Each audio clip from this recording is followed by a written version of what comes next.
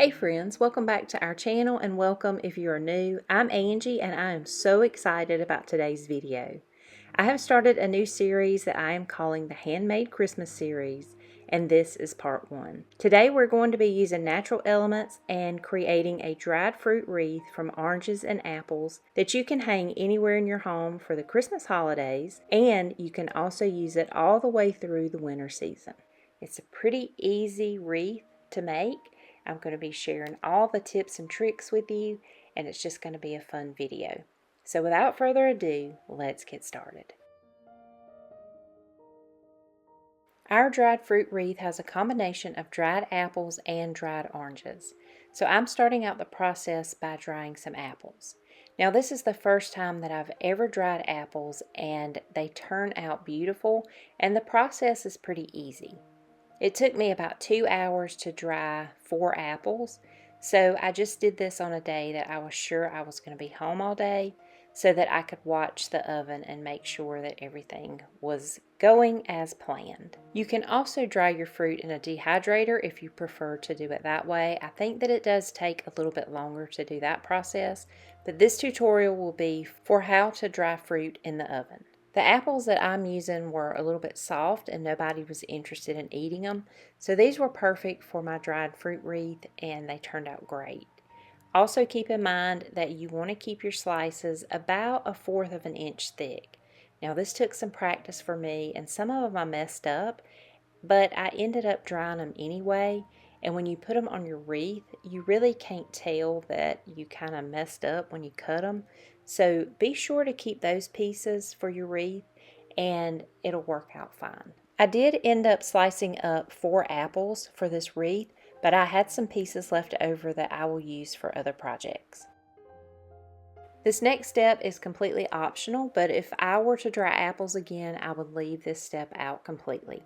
I did pour some lime juice in a bowl, and I dipped my apple slices in the lime juice, thinking that it would make the apples not turn brown too quickly, but it really didn't make a difference. I did dry some apples a few days later and left this step out, and they turned out exactly the same. So I would just leave out this step completely and then just move to the next step, which is to put some parchment paper on a baking sheet and then line your apple slices on the baking sheet. Just making sure that they don't touch each other and just line them out on the baking sheet. You also want to make sure that your oven is preheated to 200 degrees so it will be ready to put your apple slices in as soon as you line them up on the parchment paper. You want to make sure that you have the parchment paper on the baking sheet because it prevents them from burning too quickly. I did dry some apples a few days after this without parchment paper and they did burn.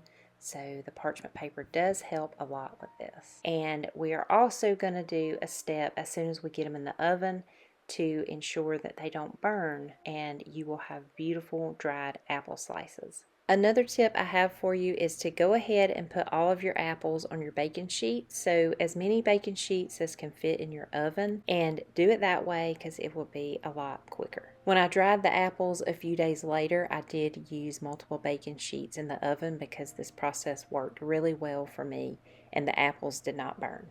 My apples took about 2 hours to completely dry, but you want to make sure that you are turning them every 30 minutes.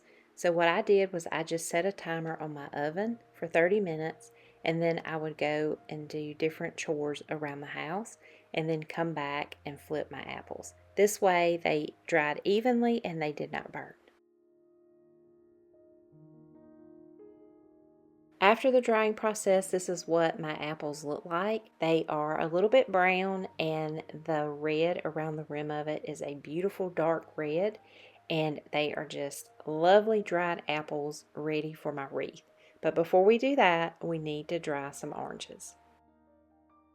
Drying oranges is a lot like drying apples, but there are a few tips and tricks I would like to share with you along the way to make the process a little bit easier and successful. Drying oranges does take longer than drying apples, but it is a pretty easy process. It's just a little more time consuming. Make sure your slices are about 1/4 of an inch thick. This way they will dry quicker. I did end up cutting up about 5 oranges for this project, but I had a lot left over, but I'm going to use these on garlands and wreaths and other things around our home for Christmas.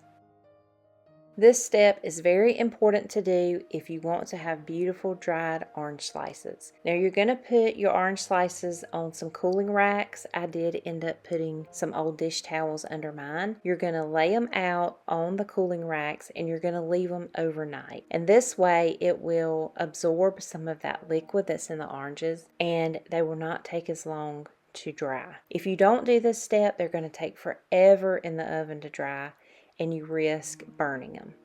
Take a paper towel or another dish towel and just dab off that excess liquid from the oranges. And just do this to all of your slices and just make sure that you absorb that extra liquid. And this way they won't take as long in the oven. I just did this to all of my slices and laid them out on the cooling rack and just kept dabbing away at my oranges. And then I covered them up and left them for the whole night and then checked on them the next day.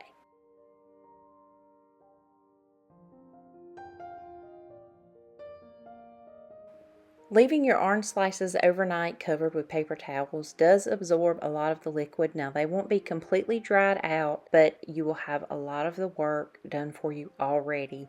And then when you put them in the oven, it took mine about 3 hours to completely dry. So keep that in mind when you're doing these orange slices. Preheat your oven to 200 degrees and then lay your orange slices on a baking sheet that is covered in parchment paper. Again, the parchment paper is very important so that your orange slices do not burn. And you can use as many baking sheets as will fit in your oven to do this process.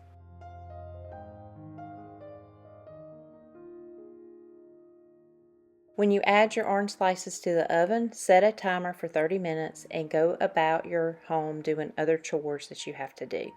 When the 30-minute timer is up, make sure that you flip your oranges to the other side and do this every 30 minutes, and it took mine 3 hours.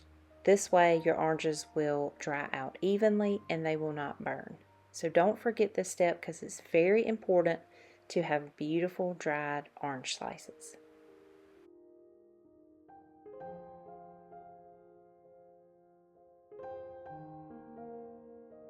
Your oranges are all finished in the oven. This is what they will look like. They are so beautiful, and now we are ready to put our wreath together.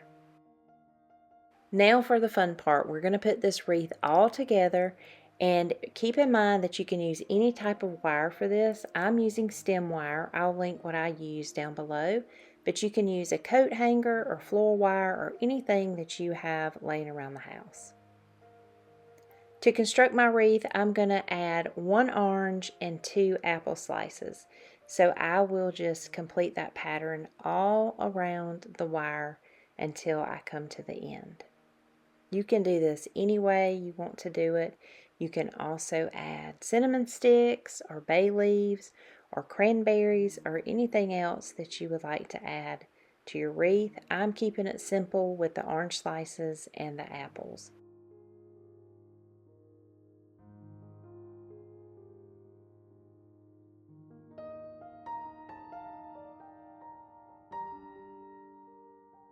Keep adding your fruit all on the wire, and you could make this wreath much bigger if you had enough fruit to do it. And then when you get to the end, we're just going to twist those pieces of wire together, and then you're going to have the most beautiful wreath. We're not finished yet. We're going to add a few more things to it to finish this wreath off and make it look beautiful and finished. This is one of my favorite wreaths that I've ever made, and I am so glad that we were able to use natural elements to put this wreath together. It smells wonderful and it will last you for years as long as you store it correctly. Now for the final step, I am adding this dusty blue velvet ribbon. You can put any kind of ribbon on your wreath or you can leave it off, but it just finishes it off, especially where you twisted the wire together. It just makes it a little bit neater and covers all of that up. I'm just going to cut a little bit of this ribbon and just add it to my wreath and tie it in the place where we just wound all of that wire together.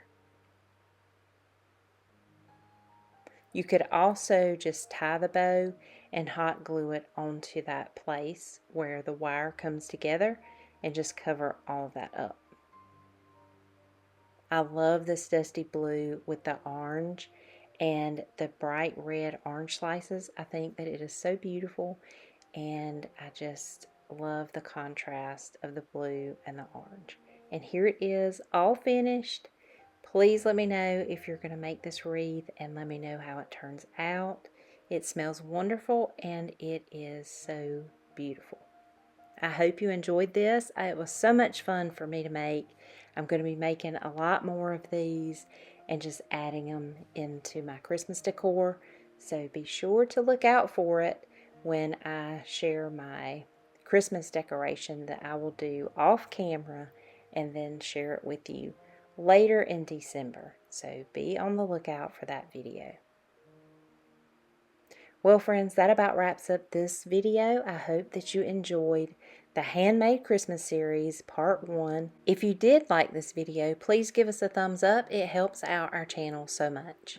We will have Part 2 coming next week, so make sure that you are subscribed and you hit the bell for notifications when that video goes live. As always, thank you so much for watching, and I look forward to seeing you in the next video. Bye-bye.